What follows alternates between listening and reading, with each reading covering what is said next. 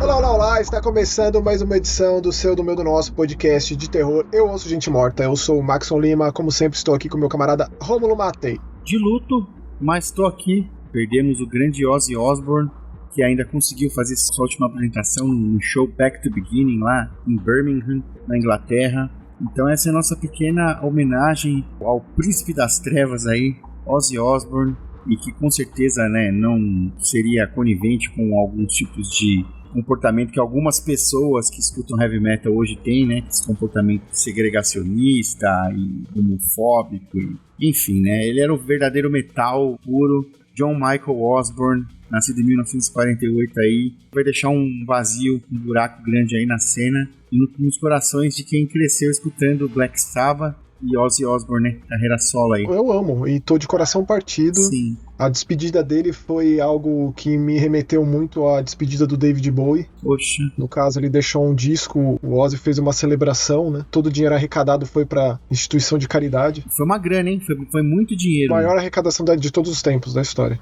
Um monte de banda, algo de muito valioso e precioso foi aquilo. Foi tipo a despedida.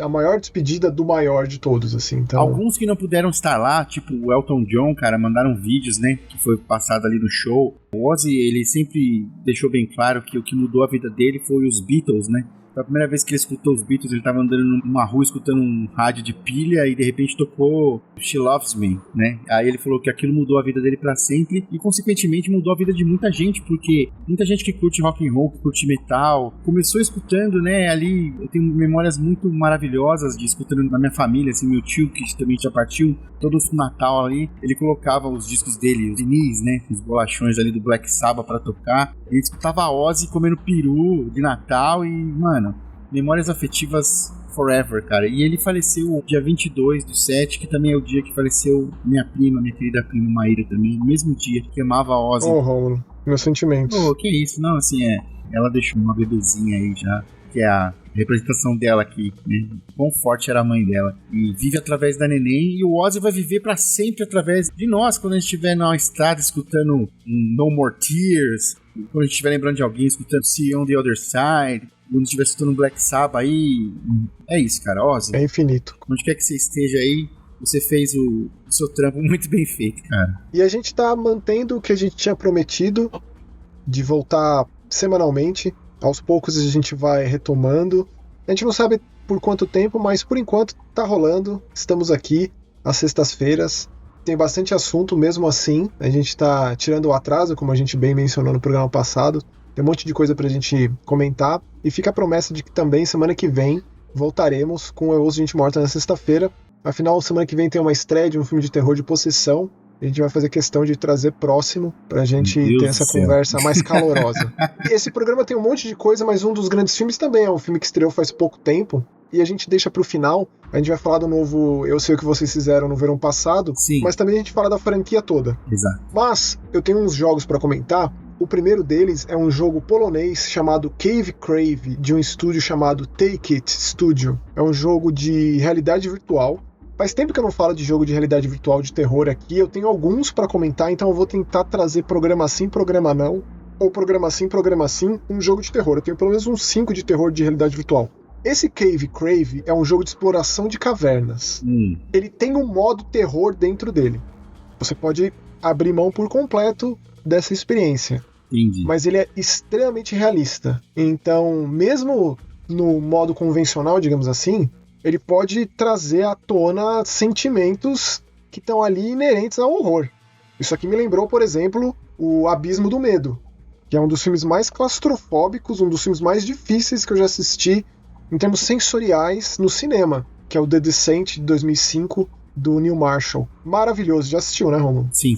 Das Exploradoras de Caverna. Pois Nossa bem, senhora, então, aqui a gente tem um filho que tem um relacionamento um tanto conturbado, difícil com o pai. O pai, ele é um explorador de cavernas e por conta dessa profissão, ele não foi muito presente na vida desse filho. Então é meio que esse filho seguindo os passos do pai, tentando entender o pai e explorando cavernas. Então ainda tem esse apego emocional, essa história que me pegou, assim. Foi uma história, sabe, que me motivou a seguir, Mas o lance aqui é bastante realista, não só com relação ao visual. Esse jogo está disponível no PlayStation VR 2 e no MetaQuest, mas também com relação às ferramentas, né? Eu nunca explorei caverna, mas eu acredito que por conta dele ter esse apreço, de ele ser tão conectado com a realidade, com o realismo, porque até nas mensagens de carregamento de tela vem umas informações reais do tipo as maiores cavernas, e não sei quantas ainda nem se tem ideia de como são. É tipo mais ou menos as profundezas do oceano. Nesse aspecto é muito pouco explorado. Então é interessante essas informações que vêm nas telas de loading. Então você tem, por exemplo, uma espécie de uma picareta pequenininha, um martelinho para você quebrar estalactites e formações rochosas. É muito real você usar esse negócio, viu? O barulho, o impacto que isso faz é bastante impressionante. Você tem que manter as suas luvas limpas para não perder a aderência. Você tem uma espátula que você raspa as luvas. E você tem aqueles pinos que você crava mosquitões nas superfícies de paredes e tetos da caverna para escalar. Você tem que fazer força, viu? Para enfiar isso na parede. Caraca. É impressionante. E tem um tempo de vigor ali, de estamina, que você pode ficar segurando e você pode cair, inclusive morrer. E aí tem 2 botões que você segura para prender a respiração e passar por lugares muito apertados. Essas partes são particularmente assustadoras. E aí, conforme você vai explorando mais outras cavernas, diferentes cavernas de formações rochosas diferentes, você abre esse modo terror. Eu acho que tem que passar pelo menos de 3 cavernas para abrir o modo terror, que é um modo à parte, que meio que une 2 fobias. Que é, né, muita gente tem medo de lugares fechados, e muita gente também tem medo de aranha. Então é como se enchesse de aranha nessas cavernas. E muito realistas as aranhas. É bastante assustador. Ele une a claustrofobia ali com a aracnofobia. Exato. Cara, no modo terror que você pode abrir mão, mas isso aqui é extremamente realista. Eu passei sufoco jogando, mas assim, altamente recomendado, cara. É muito impressionante isso aqui, como experiência de realidade virtual, né? Eu penso assim, você ter um jogo que é de exploração de caverna ali, já é uma coisa de terror, porque, se acontece qualquer merda ali, se ficar preso, já era, velho. Você tá enterrado vivo, né? E aí você junta isso, quando você falou que tinha um modo de terror, eu pensei na minha cabecinha aqui, ó, que podia ter alguma coisa de fantasma, ou criaturas lá dentro, mas, até mesmo a aranha mesmo, você é doido. Mas eu vou te falar, tem lá um coming soon, tem coisas ainda que vão chegar, eles vão atualizando o jogo. Nada impede, sabe, de colocar coisas sobrenaturais, ou até mesmo outros tipos de animais ali dentro da caverna. Eu com certeza jogaria. Ele tem um esquema de checkpoint muito legal, porque a caverna é muito labiríntica. Facilmente você se perde. Então, em algumas formações rochosas mais lisas, você consegue escrever com giz. Não tem mapa? Não tem. Então você risca aquela pedra com giz, você sabe que você já passou ali, se você morre, sem as aranhas, você morre muito por queda. Ou então quando você fica, o seu ar, você morre asfixiado. Você volta daquele ponto ali, do último lugar que você rabiscou. É consumível ou é infinito esse giz? É infinito. Os pinos também, como chama? Mosquetões? Isso aí também é infinito. Mas é muito legal usar, é uma força que você faz, é impressionante. Se você não faz força, não crava na parede. Você, no modo de terror, com as aranhas, você tem tempo. O que você tem que fazer ali é coletar fósseis, como se fossem tesouros. Você tem que coletar esses fósseis e voltar, fugir e sair da caverna. E você tem esse tempo, cara. Como se você, de fato, morresse ali dentro. Eu achei genial, assim, como eles pegaram o jogo, mudaram a dinâmica e transformaram em uma experiência de terror muito marcante. Sou entusiasta de realidade virtual. Eu comprei o PlayStation VR 2 justamente por conta do Alien, que saiu no final do ano passado. Falei aqui no Os Gente Morta, né? Tô esperando, inclusive, um capítulo novo, porque aquela foi só a primeira parte. Mas olha que experiência, cara. Eu gosto, sempre enalteço, sempre tento mostrar para as pessoas, né, para passarem por essa experiência, porque é realmente algo que, pôr em palavras, não tem como. Um dos meus medos maiores é claustrofobia. Você não gosta de ficar em lugar fechado, não, cara. Ou uma correção, viu, Márcio? Não é mosquetão, não. É pitão. Mosquetão é aquele tipo que parece um chaveiro, que você passa na corda, sabe? Não. Esse não tem corda. Pitão é que você coloca na pedra mesmo, você enfia na pedra. Entendi. Ou piton, né? Piton em francês. Você só escala, não tem corda nesse. Então você tem um lance, você tem que ir com uma certa velocidade ali, porque senão ele solta, né? Ele cansa, solta, e aí às vezes está muito alto na caverna, você cai e morre. Aí você volta do checkpoint. Cave Crave. O que eu gostei muito é do logo do jogo, porque é como se fosse uma caverna, né? Mas como se fosse uma boca cheia de dentes, como as estalactites. É genial. Parabéns pra quem criou esse logo aqui. É tipo um Pac-Man do Stalactite. Tipo, exatamente, isso aí. E temos também filme da Netflix, né, Max? Exatamente, tem 2 filmes da Netflix, um que tá fazendo barulho, famoso, e o outro que, infelizmente, como a Netflix costuma fazer, tá ali soterrado, se canibaliza, joga ali no acervo, ninguém sabe, ninguém viu. No caso, um filme tailandês. Nossa, cara, é isso que eu ia falar. Que é um filme tailandês, cara, que de zumbi. Eu, no começo, não tava botando muita fé, não. Como chama o filme? Com unhas e dentes. De zumbi, cara. Zumbi e Muay Thai. E futuro pós-apocalíptico, porque já é um futuro pós-apocalíptico, né? Já tá uma merda. Já aquele lance de contenção de recursos, né? Exato. 8 horas da noite todo mundo tem que apagar a luz, porque não pode gastar energia elétrica e tal. Ô, Rômulo, é impressionante esse panorama que o filme dá no comecinho. São poucos minutos e aí foca muito na ideia de que a alimentação é um problema seríssimo. E aí, nessa fatia do mundo que é a Tailândia, se desenvolveu uma técnica para que as pessoas não passassem fome. Uhum. Só que nessa ânsia demais e luxo com relação às refeições, é da onde sai justamente a epidemia, a hecatombe zumbi. Então, é um filme que faz uma questão logo no começo, claro, a gente não tá dando spoiler nem fazemos isso, da onde vem essa epidemia. A primeira cena, né, Max? Mostra lá os peixes todos mortos no oceano, né? Então a gente já sabe que deu alguma merda ali biológica. Exatamente. E aí o pessoal não pode consumir nem consumir aquela carne porque não sabe se vai fazer mal e tal. Mas aí a ganância do ser humano, né? Não, agora eu tenho o peixe. Aí tem aquela mesa, né, suntuosa, assim. Só com os magnatas ali prestes a comer aquele peixe que eles sentem tanta saudade daquele mundo antigo que não existe mais. Sim. É justamente daí que vem a epidemia zumbi. E nós temos 2 personagens principais aí, né? Um casal. Eu sempre esqueço os nomes das pessoas. Mas é um casal ali que vive nesse mundo aí. Ela é enfermeira. Cara, você viu o nome dessa atriz? Ela chama Arin e ele chama Vasu. Uhum. O nome dessa atriz é muito grande, o nome é bem difícil de pronunciar o nome dela. Eu fiquei impressionado. Deixa eu quando vi procurar aqui, que eu gosto desses desafios. E o ator que faz o namorado dela é o Johnny Anfone. E ele, de fato, manja muito de Muay Thai, de artes marciais. E aí, quando a namorada, ele começa essa desgraceira a acontecer, ela trabalhando no hospital, ele vai até lá para acudir e ajudar no que for possível. Porque parece que é bem dali que tá acontecendo, de fato, né? E o cara se embrenha ali na base da cotovelada, da joelhada. Tiger Knee é impressionante. Não, cara, e assim... Não, agora você tem que falar o nome dela. Tá pensando o quê? Não, peraí.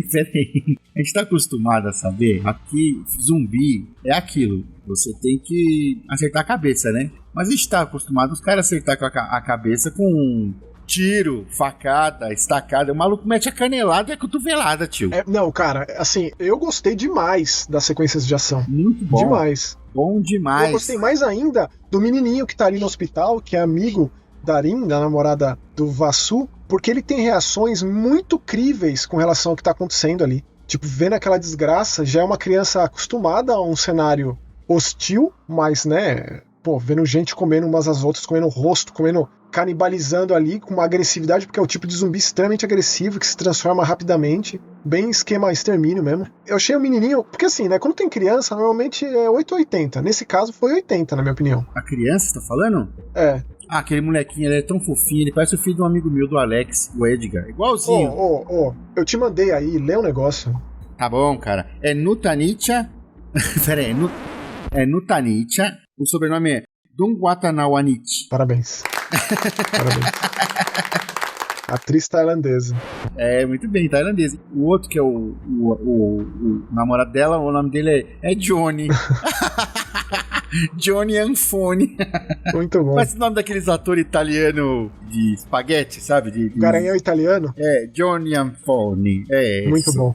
Se você gosta de filme de zumbi e tá atrás sempre de alguma coisa diferente, esse aqui traz o diferente. Porque esse camarada aqui manja de artes marciais, manja de um Muay Thai e tem várias sequências muito boas. Inclusive tem até briga com o zumbi chefão de fase, assim. Tem chefão. Eu falei exatamente isso pra Jaque. Eu falei assim, Jaque, esse é o chefão. Só que é o seguinte, cara, é muito perigoso você lutar, tipo, bare hands, assim, tipo, mãos nuas muito com perigoso. Zumbi. Porque, mano, se ele abrir a boca e você der um murro na boca, ele te mordeu. Não, mas ele toma todo cuidado. E ele é meio Jack Chan, porque ele usa todo o cenário também. Ele usa tudo que tá ao redor. Tal, tudo que tá ao redor. Extintor de incêndio. E assim... Não sei se você tá tão empolgado pro novo Dying Light, assim como eu, o The Beast, que sai logo mais em agosto. Mas isso aqui, pra mim, é tipo...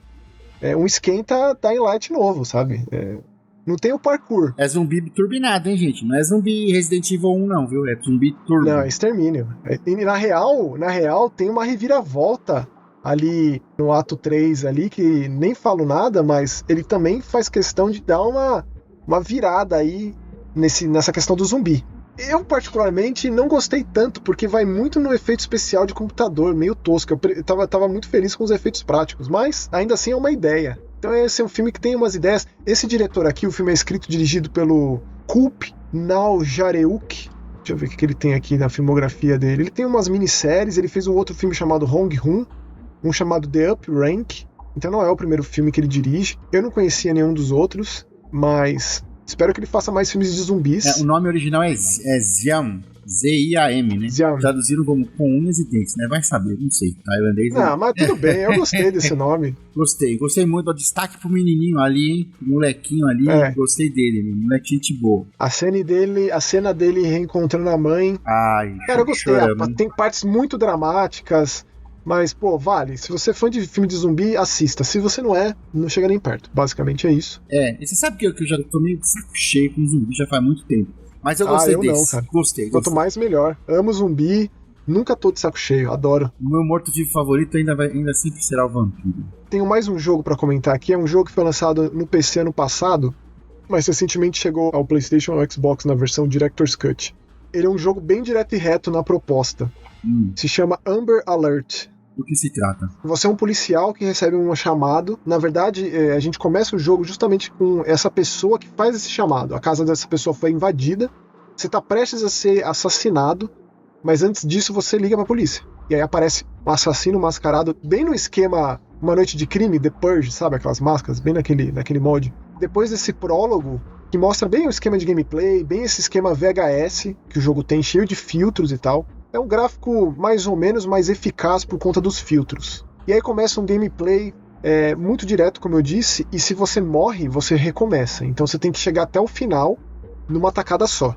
Você tem munição, você tem uma lanterna e a coragem. Então ele é super simples. Faz barulho, com certeza vai aparecer um desses mascarados, e quando eles aparecem, especialmente nas casas, que você tem uma vizinhança, tipo um pedaço de um bairro, assim, uma rua sem saída para você explorar, uma meia dúzia de casas ali. Você entra em uma casa, você acha os cadáveres, você acha um item que você pode explorar a próxima. Não é fácil chegar até o final. E o susto vem justamente porque é sempre aleatório a aparição desses assassinos que estão ali na vizinhança. Mais ou menos você sabe a ordem que você tem que fazer. Você tem que pegar a chave para te levar para casa de porta branca, depois a casa de porta azul, beleza.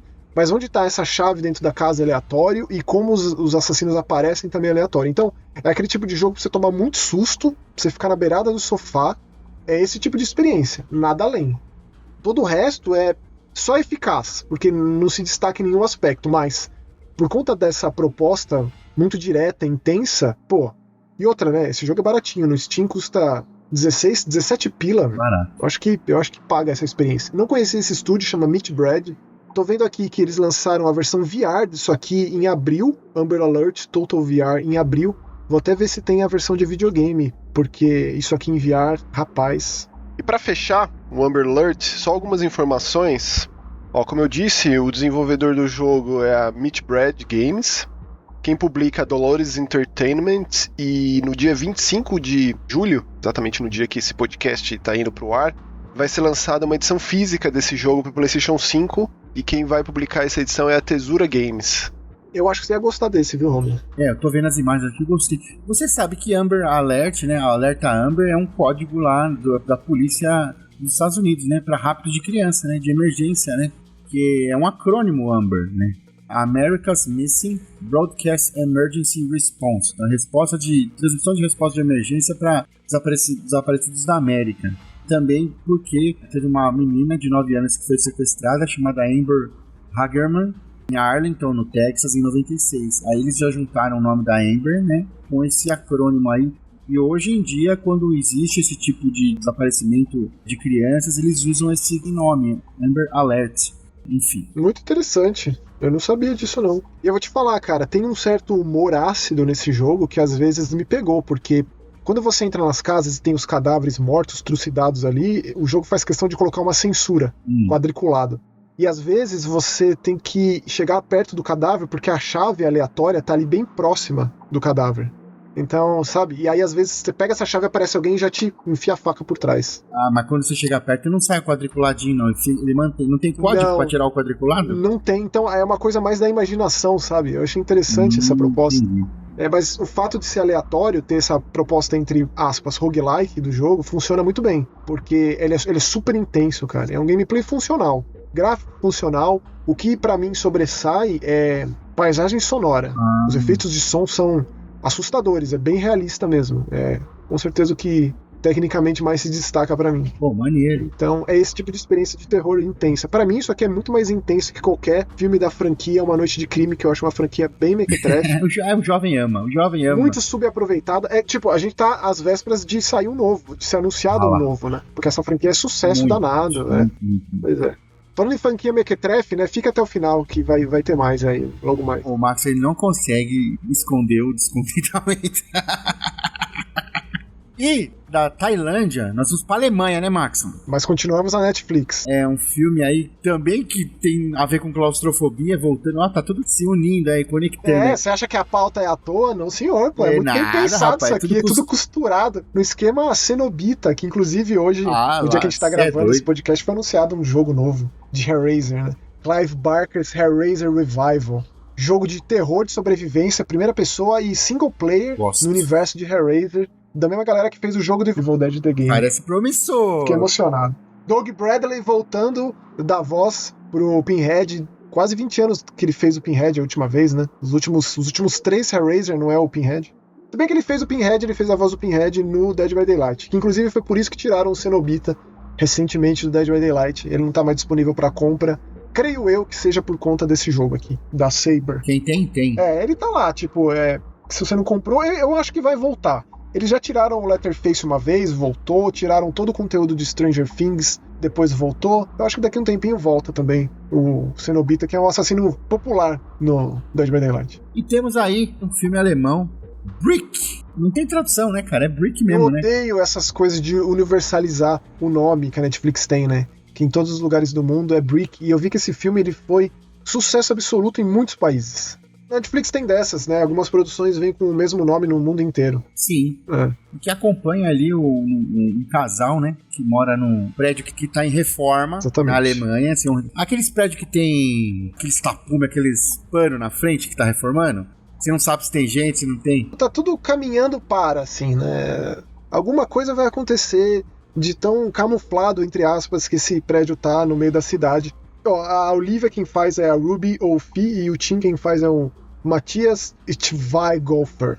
Não conhecia esses atores, assim como eu não conhecia também o diretor Philip Koch, que também escreveu o filme, junto com Chris Ryden. E aí eles estão passando meio que por uma crise ali, né, de casal, devido a já faz um tempinho, que tiveram, né, e aí ela oferece, pô, vamos fazer alguma coisa diferente, vamos sair fora. Ele, não posso sair fora, porque ele é programador de games, hein. E ela é engenheira. Exatamente. E aí, tipo, eles meio que ficam nessa, né, ele não aceita, ele tem que trabalhar, ela quer sair pra rodar o mundo. Na verdade, ela diz assim, ela chama naquela Kombi rosa, já feita pra viagem, do tipo, vamos começar a vida nova, vou pra Paris agora, deixa tudo pra trás. Já dava pra perceber que a coisa não tá bem, que tem esse trauma recente, que a coisa tá sendo difícil, e ela, né, teve essa iniciativa.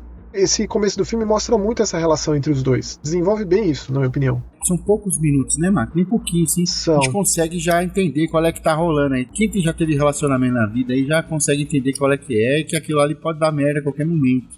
E aí, cara, ele não aceita, eles vão dormir e quando eles acordam, ela tá disposta a ir embora. Tô indo embora. É sempre depois, é tudo pra depois. Minha vida não acontece, não consigo. Não, chega. O que acontece quando ela vai abrir a porta, Max? Bricks pretos. Tijolos, black bricks.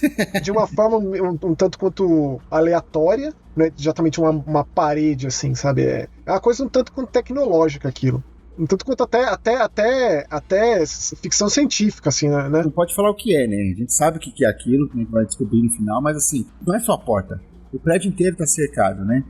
As paredes todas estão cercadas. As únicas que não estão cercadas é a parede de um apartamento para outro apartamento. Horizontalmente e verticalmente. Exatamente. Um apartamento do lado, e apartamento de cima e apartamento de baixo, entendeu? E aí lá a Olivia, ela fica o que você tá fazendo? O que tá acontecendo? Sabe? Ele falou, não sei. O Matthias Schweighöfer, né? Ele fala, não sei, cara. Não sei. Tenta abrir e não consegue, dá porrada e não abre. Marreta, furadeira, Mano, não faz nada. De fato, aquilo nem arranha. é um material que não parece desse mundo, assim, Exatamente. sabe? Tipo, afinal, na hora foi o que eu imaginei. Isso aí tem alguma coisa, sabe? Tipo, além do que eu pensei, porque, né? Como nós estávamos falando, eles conseguem ouvir os vizinhos. E aí eles fazem um buraco lá e começa a ter essa relação aí entre eles, tal. É um casal que também tá viajando e tá passando por lá, pela Alemanha ali. E aí eles têm que achar um jeito de sair. Daí vai desenrolar. Você curtiu? Você curtiu, Romulo? Eu gostei porque eu gosto de ficção científica.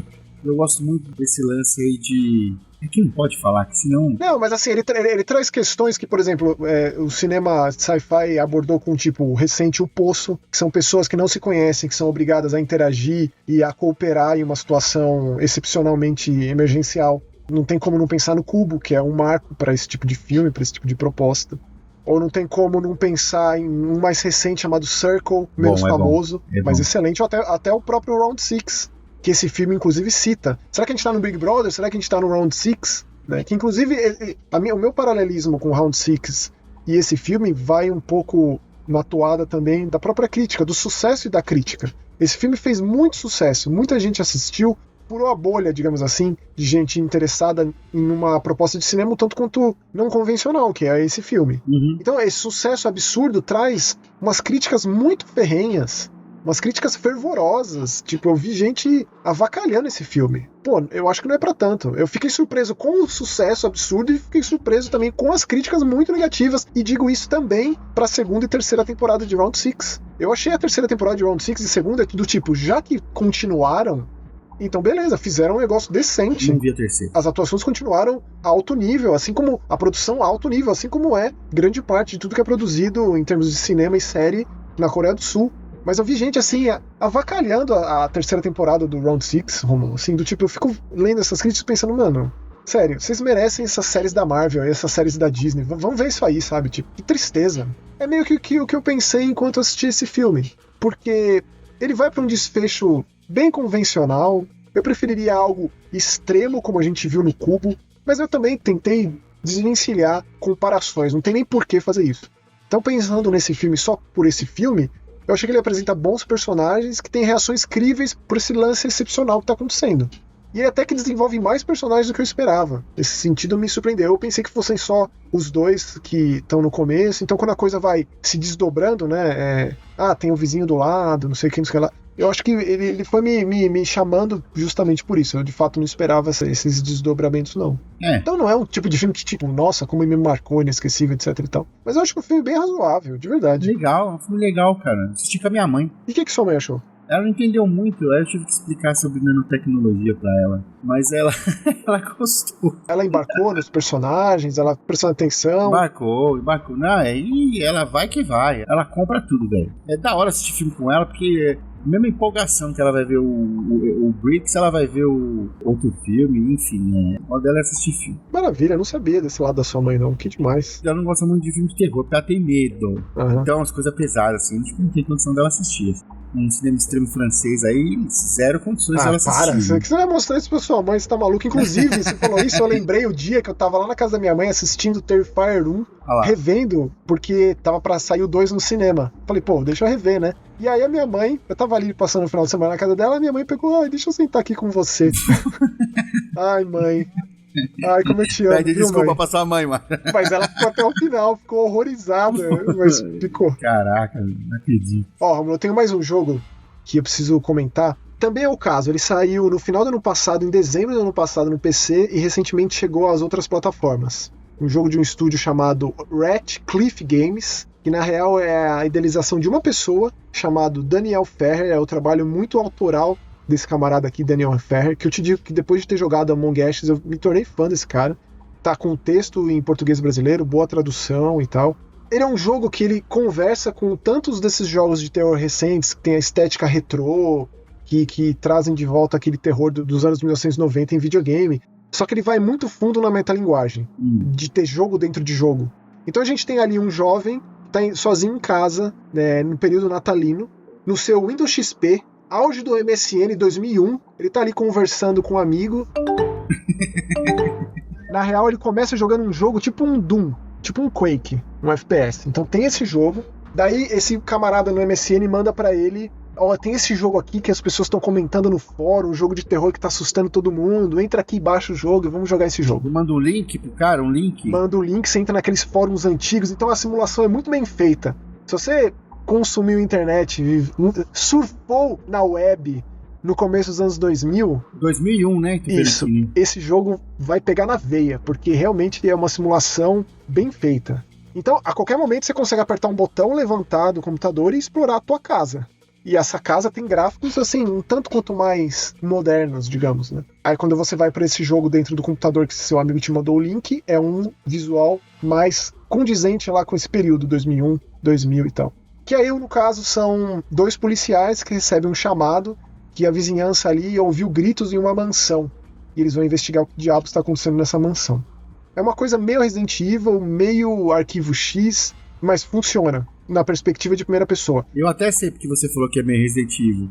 Tem a cena lá que ela entra na mansão, numa casa, lá tem a escadona logo em frente, não é isso? É o saguão, exato. A porta dupla à esquerda, a porta não dupla à direita, tipo... Mas proposital, isso é proposital, com certeza. Aí que tá, né? Conforme você vai jogando, você também vai conversando com esse teu amigo no MSN. E você vai lendo coisas na internet sobre esse jogo.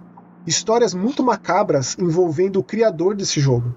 Especulações, boatos em fóruns e também, eventualmente, notícias do que houve com esse cara.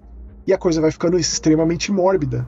E é uma crescente de coisa macabra que, de fato, começa a pegar a sua vida no seu apartamento de verdade. Então, o que esse jogo faz com relação a isso é muito funcional e eficaz. E parabéns, bem feito. Dentro do jogo você tem uns quebra-cabeças bons, uns monstros horrorosos e difíceis, uma história de cientista maluco, de busca pela cura da morte, pela imortalidade, etc, etc. Mas aí, se você insiste, você vai chegando em caminhos bem tenebrosos, que diretamente estão ligados justamente com a vida real. E eu achei isso muito interessante, então ele vai bem fundo nessa coisa de quebra de quarta parede, de metalinguagem, etc e tal. Achei bem legal, muito bem feito, extremamente eficaz. No PC custa R$ 46,99, eu acho que vale muito. Esse jogo me deu trabalho para acabar, os monstros são terríveis, ele é bem horror de sobrevivência. Ele não diz Resident Evil e Silent Hill, mas ele tem uns pseudônimos para isso, né? Uns trocadilhos com esses nomes que é bem perceptível. Então ele conversa bastante com o terror dessa época em termos de inventário, em termos de quebra-cabeças, em termos dos inimigos, de escassez de recursos, etc, etc. Então é muito bem feito nesse sentido. Recomendo muito, especialmente porque não foi muito falado esse jogo, eu não vi muitas pessoas comentando. E é justamente nesses casos que eu faço muita questão de pontuar e exaltar aqui no Gente Morta, porque, pô, merece, cara. Baita jogo esse Among Us. Se eu tivesse jogado ele ano passado, que saiu no dia 9 de dezembro do ano passado, mas eu joguei ele agora, saiu recentemente nos consoles, né? Certamente é coisa de Desgraceira Awards isso aqui, Romulo. Porra! Te juro. Aí, nossa, agora acendeu o alerta aqui, hein? Sabendo ainda que tem pra PlayStation. É um pouco mais caro, ó. É 80 pila no PlayStation. Mas acho que vale, cara. Ah, mas pra PlayStation é um preço relativamente baixo, né? Bom, então chegamos no derradeiro da noite. Nossa senhora. Agora eu tava esperando, cara, essa gravação, porque todo mundo sabe que a gente não conversa sobre os assuntos que a gente vai falar aqui no programa. Mas o Max, às vezes, ele deixa escapar a sua indignação. Eu deixo escapar, né? Deixa, cara. Porque acho que é tão ruim que transborda. Não, mas eu vou te falar. A gente tá falando do novo, eu sei o que vocês fizeram no verão passado. Sim. Essa franquia nasceu lá em 1997, é um produto que nasceu do sucesso de Pânico, inclusive escrito pelo mesmo roteirista, que é o Kevin Williamson. Sim. Ele também escreveu esse filme. Direção de Jim Gillespie. Então, é aí que tá, né? A gente não tem um Wes Craven por trás, a gente nunca teve uma grande mente do terror por trás dessa franquia em nenhum momento. Né? Mas assim, o Kevin Williamson é um cara que manja, ele escreveu alguns dos Pânico, recentemente ele escreveu um outro filme de terror chamado Sick. Mas a ideia é, enquanto o Pânico ele era uma paródia e uma homenagem a muitos filmes de terror de décadas atrás, esse aqui, ele, apesar de também ser um filme de slasher, um filme de adolescentes e tal, ele é mais sombrio, ele é um tanto quanto mais deprimente, envolvendo questões de suicídio e etc. Então eu sempre vi dessa forma. Mesmo nunca tendo gostado tanto assim desse filme, Mas assim, é uma franquia que... Quem lembra? Quem lembrava disso aqui? Eu lembrava. E se até uma franquia dessa estão trazendo de volta, quer dizer que tudo é possível. Maxson. Teve apreço por isso aqui na época? Ó, pra começar o elenco, tem duas Scream Queens ali, dos anos 90, absurdas. Jennifer Love Hewitt, né? E a Sarah Michelle Gellar. Tem a Buffy no filme. Aí você pega pras meninas. Tinha o Ryan Phillip e o Fred Prinze Jr., velho. Casou com a Sarah Michelle Gellar. Bom você ter dito. Uma característica consistente dessa franquia, lá dos anos 90 até hoje. O elenco feminino é sempre muito bom, o elenco masculino é sempre horrível, em todos os filmes. E aí fica uma coisa, esse filme novo, ele é o 4º filme da franquia. A gente teve um filme perdido direto pra vídeo nos anos 2000. Vamos começar do começo. Primeiro que eu acho importante pontuar. Apesar desse filme novo se chamar Eu Sei O Que Vocês Fizeram no Verão Passado, ele não é nem um remake e nem um reboot. Ele é uma continuação. É tipo como foi o Pânico, Sim. que originalmente era Pânico 5 e depois mudaram o nome só pra Pânico. Pô, até nisso os caras copiaram o Pânico. Pois é, isso aí me deixou triste, porque, cara, isso aí é um desserviço, isso, certo? O próprio Candyman, que eu gosto tanto, também deveria ter tido um subtítulo ou alguma coisa do tipo. Eu acho que não dá pra... Se bem que ele fez uma jogada muito genial com relação ao fato dele se mostrar o que ele é enquanto você assiste, né? Porque... Bom, é outra categoria, assim, só pra pontuar isso, pra pontuar que são muitas as franquias de terror que estão sendo resgatadas. A gente vive falando isso aqui, né? Hellraiser foi uma. O Massacre da Serra Elétrica eventualmente tem um ou outro. Jason, a gente tá aí às vésperas de Crystal Lake, que muito provavelmente vai ter filme novo também. O Pânico fez muito sucesso. O Resgate de Halloween também deu muito dinheiro. Teve a tentativa... O que é sucesso? É dinheiro? Por quê? Porque o primeiro custou 17 milhões... lucrou globalmente 125 milhões de dólares. Continuação também, eu nunca entendi por que não teve mais na época, porque o Eu Ainda Sei fez sucesso também. Foi um ano depois, foi em 98. Exatamente. E eu vou te falar, cara, se falava muito desse filme na época. Né? Fez muito sucesso na época. Eu lembro que eu fui assistir no cinema e lotada, a sessão lotada, etc. Se falava muito comercial pra todo lado. Mas é uma franquia que mingou depois. Você sabe que ele foi baseado num livro de um autor chamado Lois Duncan, de 1973, né? Sim. Que falava das lendas urbanas lá, inclusive do Homem do Gancho, né? Do Hookman. Sim. E você sabe que na primeira versão, na Jennifer Love Hewitt, cara, acertaram ela com aquele gancho lá. Aquele gancho ele não era de plástico, ele tinha que ser de metal pra brilhar, né? Quando ele levantava o gancho assim. Que acertou no olho dela, velho, o bagulho. Não sabia. Eu revi tudo pra poder assistir o novo. Tinha visto poucas vezes na vida. Não é uma franquia que eu tenho apreço. Eu não gosto de nenhum desses filmes, pra ser muito honesto. Eu acho que a figura do assassino nunca se destacou. As mortes também nunca se destacaram. Ela tem boas sequências de perseguição. E assim, revendo, de fato, a sequência de perseguição na personagem da Sarah Michelle Gellar, Ellen Shivers, é realmente o ponto alto do filme, apesar do desfecho ser muito broxante. Mas é tudo aquilo, a história é bastante manjada, dos amigos que estão ali na... A Sarah Michelle Gellar já estava famosa, a Buffy já era sucesso. Sim. Pouco tempo depois a gente tem o filme que une Pânico e Eu Sei Que Vocês Fizeram no ano passado, que é o Scooby-Doo. Tem o... Né, que a gente tem... É verdade. Então, eu gosto de pensar que esse filme une tudo. O Scooby-Doo do começo dos anos 2000 que eu amo. Tem o Matthew Lillard como Salsicha. Tem o Fred Prinze Jr. como Fred, a Sarah Michelle Gellar como a Daphne, e aí também emenda com Sexta-feira 13, porque a Pamela Voorhees na série Crystal Lake é a Velma, a Linda Cardellini, como a gente mencionou muito recentemente, e o James Gunn no roteiro, né? O filme de Scooby-Doo é demais, cara. Eu adoro os dois, aliás. Então, assim, a gente teve esse filme, tem 4 de julho, tem a formatura, tem esses jovens ali comemorando. Inclusive, no primeiro filme tem o Big Bang Theory lá, o Johnny Galecki, o Leonard. Para mim, até esse filme novo é a morte mais brutal da franquia. Ele trabalhando ali o gancho na boca, porque as mortes são bem mequetrefe, vamos combinar. Mas assim, a gente não falou do primeiro, né? O primeiro... Não, é isso que eu tô falando, Aí tem isso, tem um acidente, e aí tem toda essa questão da culpa. Mas, antes mesmo disso, existe ali uma panorama nessa cidade costeira onde o filme se passa, e um jovem ali que parece que ele vai se matar, ele tá com uma medalhinha ali, tudo indica que. Tocando um typo negativo nervoso, cara, eu não lembrava. Eu quando começou tocando typo negativo, falei, rapaz, que peso que teve isso. E aí mostra que esse filme tem uma carga. Ele de fato é um filme mais pesado do que o próprio Pânico. E aí tem essa questão de terem atropelado a pessoa ter sobrevivido a isso e ainda assim terem jogado essa pessoa no mar, aí ter aquele pacto de nunca mais conversar sobre isso, um ano depois vem à tona. Recebe a cartinha ali, a Julie James, né, a personagem da Jennifer Love Hewitt, dizendo, eu sei que vocês fizeram no verão passado. E aí eu acho que o filme original de 97 mostra muito esse peso dessa atitude as consequências disso. O que aconteceu com a vida dessas pessoas, desses jovens que tinham tudo, o futuro pela frente, brilhante pela frente, etc. Então, esse filme original de 97 tem essa questão, que isso é uma coisa que me marcou muito mais revendo agora do que quando eu era moleque, evidentemente. Fiquei, assim, muito curioso para saber o que esse filme novo faria com relação a isso. E a resposta é que ele não faz. Ele escolhe ir para outros lados muito menos interessantes, enquanto, de novo, moderniza a coisa toda. Enquanto o filme legado, enquanto o filme abarrotado de autorreferências, ele não tem muito que autorreferenciar no final das contas, isso é a parte triste. E ele resgata os personagens sobreviventes, que são justamente o Ray, que é o personagem do Freddie Prinze Jr., e a Julie, da Jennifer Love Hewitt. 25 anos mais depois, eles tocaram sua vida. O Ray continua na cidadezinha trabalhando como pescador, mesma coisa, e a Julie foi para outra cidade, virou professora, inclusive. Assim, eu acho esse Freddie Prinze Jr. medíocre como ator. A Jennifer Love Hewitt, ela tenta trazer uma carga, mas eu acho que nada colabora muito. Mas assim, antes de falar do filme novo, você gosta da continuação, Romulo? Eu Ainda Sei, que saiu um ano depois? Gosto. Rapaz, não é possível, cara. É sério. Eu gosto, então, eu acho que você ia gostar desse filme novo, de verdade. Eu acho que você ia gostar. Pode ser que sim. Se passa um tempo depois, a continuação no Bahamas. Tem toda a questão ali de voltar o pescador e voltar também com o filho dele, né? Não é só o pescador, que é o Benjamin Willis, mas também tem o filho dele. Inclusive tem o Jack Black no filme 2, você se lembra?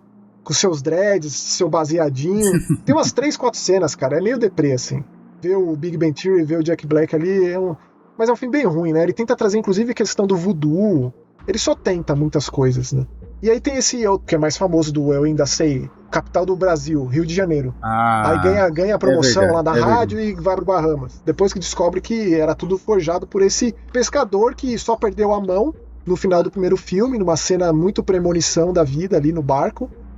E é tudo muito mequetrefe, honestamente. O lance do filho, que se meteu na vida da Julie na faculdade, é péssimo. Sabendo da relação difícil entre a Julie e o Ray, etc e tal. Eu acho bem ruim.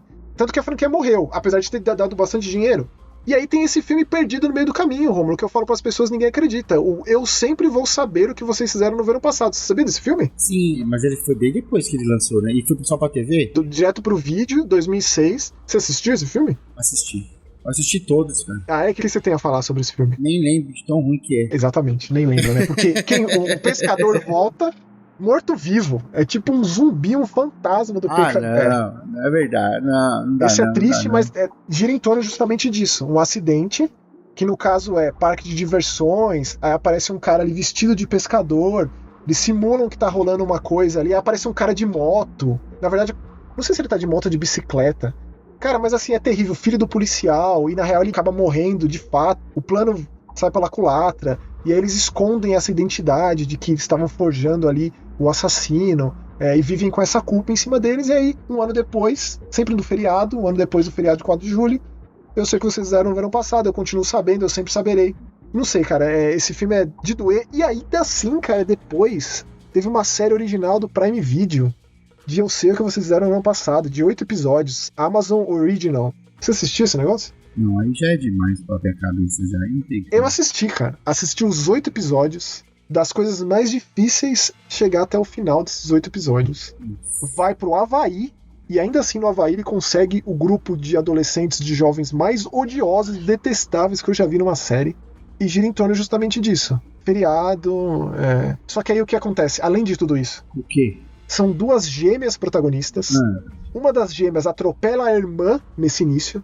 Coloca essa irmã, não joga no mar, mas coloca numa caverna onde a mãe se suicidou um tempo atrás, juntamente com vários membros de uma seita dessa cidade. Que viagem é essa? Tem noção do que ele vai enfiando nessa história, essa série? Meu Deus. Pois é. Assim, a série, ela tinha tanta certeza do seu sucesso, essa série, que, tipo, não acaba. É um gancho no final.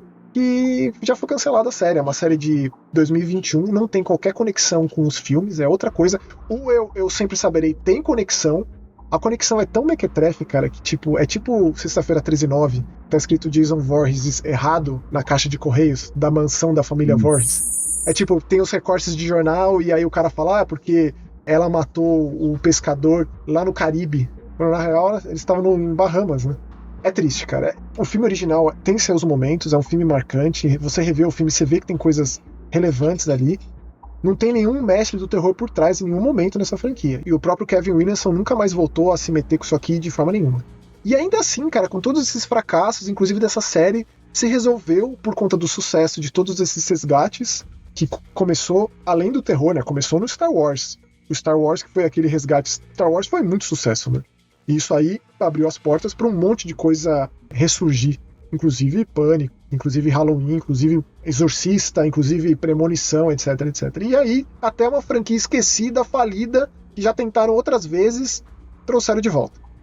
Eu não conhecia essa diretora, Jennifer Katin Robinson, que também escreve o roteiro com outras 2 pessoas. Quando tem tanta gente assim escrevendo o roteiro, já começa uma questão, né? Ela fez um filme que dizem que é muito bom, chamado Justiceiras, de 2022. Eu fiquei até com vontade de ver, mesmo sem ter gostado desse filme novo. E aí, de novo, traz o legado dessa franquia com relação a personagens mulheres muito boas e homens muito ruins. E a mesma condição. Os amigos ali se reúnem numa festa com muito dinheiro envolvido, um lugar paradisíaco, e aí o filme ele tenta subverter uma questão ou outra com relação ao atropelamento, mas o que acontece é que existe um pacto por conta de uma catástrofe que se dá naquela noite, que era uma noite muito feliz, que no caso aqui não é uma formatura, mas é festa de noivado de uma moça muito rica, que é a Danica, vivida pela Madeline Klein. Não conhecia essa atriz, mas aparentemente é uma atriz que está muito em alta. Ela apareceu, por exemplo, no último Knives Out, o Glass Onion, que eu não assisti, mas deve ser bem legal, porque o primeiro Knives Out é muito bom. E ela apareceu também em Stranger Things. Ela fez uma personagem chamada Tina, fez 2 episódios. Ela vai se casar com um camarada chamado Ted, vivido pelo ator Tyrick Withers, que inclusive esse Tyrick aqui, ou Tyrick, ele logo mais vai aparecer em outro filme de terror também, chamado Ring. Sabe aquele filme do Marlon Wayans? Marlon Wayans. Ele vai fazer um filme de terror? Esse filme é um filme produzido pelo Jordan Peele, estrelado pelo Marlon Wayans, e vai ter esse camarada também, o Tyrick Withers, nesse filme. O trailer é muito bom. Ring, o herdeiro do jogo, é o subtítulo. E aí a gente tem os nossos outros jovens, que aí sim é a protagonista, que é a Ava, vivida pela Chase Sue Wonders. Essa atriz aqui, acostumada com filme de terror. Ela fez um recente chamado Morte, Morte, Morte. Você assistiu esse? Não é o da 24, Bares, não. Bares, Bares. Não. É a 24 sim, viu? É o da festa lá, que vai uns jovens. Exato. Sim. É interessante, eu acho que tem boas ideias. Ela tá ali no meio dessa molecada nesse filme, e ela fez um mais antigo, que eu achei muito bom, chamado Daniel is Unreal, de 2019. Não, esse não vi, não. E ela tem outros filmes aqui no meio do caminho que eu não conheço, e ela tá nessa série O Estúdio, uma série muito famosa, recente. Ou seja, é uma atriz muito estourada, tá fazendo muito sucesso, ela é a protagonista. Eu acho que, assim, ela segura bem em alguns momentos. Ela e a Danica, elas se destacam num elenco bastante medíocre. Tem também uma outra atriz chamada Sarah Pigeon, que ela faz a Steve, que são basicamente esses jovens. Esse é o grupo que acontece essa catástrofe, e aí eles fazem esse pacto. Um ano depois volta essa questão de eu sei o que vocês fizeram no verão passado, e a vida começa a degringolar. E a gente tem um pouco de um vislumbre do que mudou, desse pouco que a gente conheceu dessas pessoas, o que mudou depois dessa noite de um ano atrás, e como essas pessoas se transformaram por conta dessa culpa, etc, etc. E eu vou te falar, Rômulo, como que você vai ser um filme autorreferencial de uma franquia tão qualquer coisa assim, sabe? Às vezes os caras não se acham tão qualquer coisa, os caras se levam muito a sério. Então aí você precisaria assistir. É um filme que ele brinca com ele mesmo, mas em determinados momentos ele se leva muito a sério. Eu acho que ele tem muitas idas e vindas nesse aspecto. Eu, pelo menos, não consegui me encontrar nesse sentido. Existe aí uma personagem nova, interessante, que apesar de batida, eu acho que ela tinha muito potencial e foi desperdiçado, que é aquela moça que tá indo visitar a cidade para fazer um podcast sobre os assassinatos lá de trás. E aí tem uma questão de o que houve lá atrás, porque é uma cidade muito turística e que houve um esforço para acobertar aqueles crimes. E aí essa moça do podcast, que inclusive é um podcast Bloody Disgusting, achei interessante isso. O nome do site? Exatamente. Ela tá indo lá para visitar os lugares onde aconteceram as mortes lá atrás. Ela inclusive tá vestindo uma camiseta da Ellen Shivers. Tá vendo? Tem umas questões que eu acho que daria pra explorar. Mas quando traz os personagens antigos, do tipo, pô, os meus amigos estão morrendo, as pessoas que eu amo estão morrendo, como que você conseguiu sobreviver? No melhor estilo da Sidney Prescott, eu acho que não funciona muito bem. E aí o que subverte com relação a isso, a essa volta, eu achei um tanto quanto ofensivo. Porque na minha cabeça não fez o menor sentido. E eu não tô nem falando com relação a o filme querer se vender em cima de quem é o assassino, qual a identidade do assassino. Porque eu nunca pensei muito que fosse esse o ponto do filme original, ou da franquia de uma forma geral, porque o assassino nunca teve assim tanta presença, então ficou fácil pra esse filme colocar isso, porque as cenas de morte são com certeza absoluta as mais pesadas da franquia, todas elas, desde a primeira até, são cenas marcantes, e aí você faz as suas devidas concessões com relação ao roteiro, né? Do assassino aparecer aqui, dos sustos no vazio aparecerem ali, de cortes que levam a facilitações para os personagens estarem naquele lugar e levarem as circunstâncias necessárias para o roteiro ir para frente. Então é um filme que rola um esforço muito grande com relação a isso. Se eu for ver pelo lado de slasher, o assassino, a presença dele, o que ele faz, etc e tal, não é de todo mal. Mas agora com relação ao que eu imaginava que seria um ponto interessante lá de trás, que foi todo esse lance da culpa, do quão transformador isso é na vida daquela molecada, né, esse filme, pra mim, pelo menos, não moderniza o negócio, sabe? Não funciona. Porém, é uma franquia que eu não tenho apreço. Logo, eu não tenho apreço a esse filme novo. Então, tá tudo bem? Então, tipo, fez jus? É uma forma de ver também? Funciona dessa forma? Eu vou assistir porque eu gostei muito do primeiro filme. Mas eu continuo dizendo, a melhor cena da franquia é toda a sequência de perseguição da Sarah Michelle Gellar, é excelente, até hoje, revendo, é muito boa mesmo. O segundo filme não tem absolutamente nada pra destacar. Aquele final lá, Jesus, é péssimo. E o filme Eu Sempre Saberei, a gente finge que nunca nem existiu, porque aquilo lá é de fato ofensivo, é só pra quem tem essa coisa de completacionismo com franquia, tipo eu, que precisa assistir os 20 e tantos MTV, os 15 Puppet Master da vida, é o caso. Ou essa série, que a série... Se alguém aí assistiu a série, gostaria de conversar a respeito, porque é muito difícil, cara. É impressionante o que fizeram naquela série. E esse filme novo, que se vende muito em cima da imagem do pescador, do gancho, que se vende muito em cima da imagem de quem é o assassino, quem será que tá por trás disso, quem tá cometendo esses atos hediondos, etc e tal. Não sei se tá fazendo sucesso também, eu não fui atrás de ver isso, porque tem uma cena, não é nem pós-créditos, é no começo dos créditos ali. Aí fica a piadinha lá, Rômulo, deixa o gancho pro próximo filme. Aprendendo, mano. O que remete ao Eu Ainda Sei, a uma personagem muito boa daquele filme, que eu inclusive pensei que fosse ter destaque nesse aqui, mas infelizmente é só esse gancho aí que não sei se vai ter mais, tudo depende da bilheteria. Mas cara, tipo, tanto faz, tanto fez, altamente esquecível, uma franquia altamente esquecível. E eu tava otimista, você se lembra quando saiu o primeiro trailer? A gente comentou aqui, eu achei bom, achei brutal, mas eu acho que esse filme, infelizmente, é um filme que não tem muita coisa a dizer, não. Eu vou dar uma conferida. Nossa, isso é tanta porcaria. Aí você fala, aí você comenta aqui. Vou deixar. Boa, maravilha. Então é isso, a gente vai agora pra Ágora Profana? Por favor. Começa agora, Ágora Profana. Então vai lá, Romulo, pega o primeiro comentário. O primeiro comentário aí do programa é O Gente Morta 112, o novo cinema de terror argentino. Aí. E aqui, ó, o LAS 226. É muito bom essa variedade de filmes originados em países diferentes. Culturas diferentes, trazendo novidades em um mesmo tema com as crenças regionais. É legal, né, cara, você sai do circuito ali só de Hollywood, né, cara? Então, o cinema argentino ele é muito rico, ele tem bons atores, né? Quero saber aí quem que assistiu a série que eu indiquei lá, o Marginal. Aquela de cadeia, né? É bom, isso é bom, cara. Preciso ver. E é isso, Las. E valeu, Las. Valeu pelo comentário. Seguindo aqui, ó, com o nosso camarada o Everton Souza, 3471. Miguxos, que bom ver vocês dissecando o cinema de terror argentino. Desde Aterrados, eu meio que estou convencido de que os hermanos são sim grandes cineastas. Cara, uma pedrada melhor que a outra.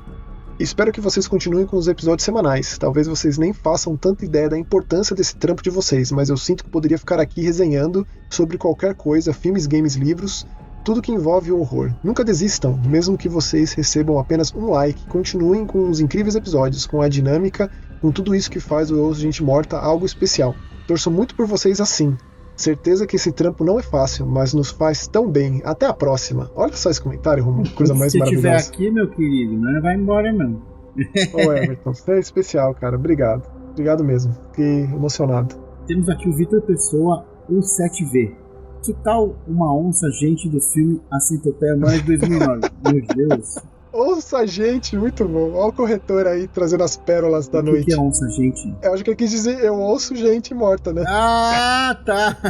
Agora entendi. O eu ouço virou onça. Já comentou sobre isso, sobre o Centopeia Humana aqui. Inclusive tem o 2, né? E tem o 3. E, cara, é uma coisa... sei lá. Eu amo o primeiro filme, eu não gosto do segundo filme e eu não gosto do terceiro filme, mas podemos falar a respeito. Inclusive, Tom Six, que é o roteirista, diretor e o idealizador de Centopeia Humana, o holandês malucão, ele tá com um filme aí faz tempo, o The Onania Club, que não sei o que vai acontecer, não sei o que vai ser. O Centopeia Humana 3 é de 2015, 10 anos, que a gente... Eu não sei o que esse cara vai aprontar, o que ele vai lançar, o que vai acontecer. Eu tô vendo aqui que ele já tá em pré-produção pra um outro filme chamado Enjoy. Né? Mas o primeiro Centopeia Humana eu assisti no Festival de Cinema de Terror de São Paulo. Achei bem bom. Tem um ator que faleceu recentemente, infelizmente, que é o idealizador da coisa toda, que eu acho ele fantástico, Dieter Laser, que ele tá em todos os filmes, né? Muda. O segundo filme tem uma questão metalinguística, né? É como se o filme existisse dentro do filme, e aí tem aquele camarada que trabalha como porteiro em um prédio, ele quer fazer uma centopeia humana dele. E esse cara aqui, o Dieter Laser, ele fez um dos filmes que eu mais amo recentes, cara, chama November. Um dos melhores folk horror que eu já vi na vida. Um filme da Estônia. Se você não assistiu esse filme, Romulo, ou quem nos ouve, é November de 2017. Obrigatório, tem que assistir. Foi o último trabalho do Dieter Laser. Não vi, mas não me é estranho. Eu não acredito que você não viu esse filme, Romulo. Você tem que assistir imediatamente. Você não ia esquecer, cara. Você ia saber, um filme preto e branco, estoniano. É esse filme que você tem que assistir. Muito bom. E obrigado pelo comentário, Vitor. A gente aqui do Onça Gente Morta agradece. Seguindo aqui com o comentário do camarada João Nascimento, 44. Fala, meus queridos. Extremamente cruel e maravilhoso, gostinho de Quero Mais que fica no final de Pranto do Mal. Filme espetacular. Viram a edição que a Dark Side lançou de Parasite Eve? Estou louco pra pegar, adoro o jogo e tenho muita curiosidade nesse livro. O gerente ficou maluco, 2 episódios em menos de 7 dias. Toma mais um então, João. Toma mais. Vou entrar em contato com a Caveirinha pra ver se rola esse Parasite Eve. Eu também gosto muito do jogo, nunca li o livro. A gente podia fazer um especial de Parasite Eve aqui, hein, Romulo? Tem história pra contar, hein, de redação de revista. Ah lá. Valeu, viu, João? Valeu, João, um abraço. E a Kelly Regina 1315 aqui. Vocês viram uma série colombiana chamada Fronteira Verde? Nunca ouvi falar. Ainda estou nos primeiros episódios, nem sei se é minissérie ou se vou ficar sem final, mas já me pegou. Apoio um episódio falando de outras obras sul-americanas. De um paraguaio ou uruguaio, não lembro, acho, esses dias com o mesmo ator de O Necrotério. Achei bem divertido e mesmo se não fosse, sempre passo pano e enalteço cinema de terror. Edith, No Entres, de 2024. Se duvidar, até peguei a dica aqui e não lembro. Ah lá. Eu já assisti sim, esse filme Não Entre, passou no cinema aqui no Brasil. É interessante esse filme, cara, ele é falso documentário. São 2 amigos que querem fazer sucesso na internet e vão passar uma noite numa casa dita mal assombrada. Tem pontos interessantes, Hugo Cardoso, ó, escrito e dirigido. E esse Fronteira Verde é da Netflix, Max. É uma série da Netflix. E esse filme aqui, ó, o Não Entre, ele é uma produção paraguaia e argentina. Muito curioso esse filme ter passado no cinema aqui, Não Entre. A gente não falou aqui não, viu, Regina?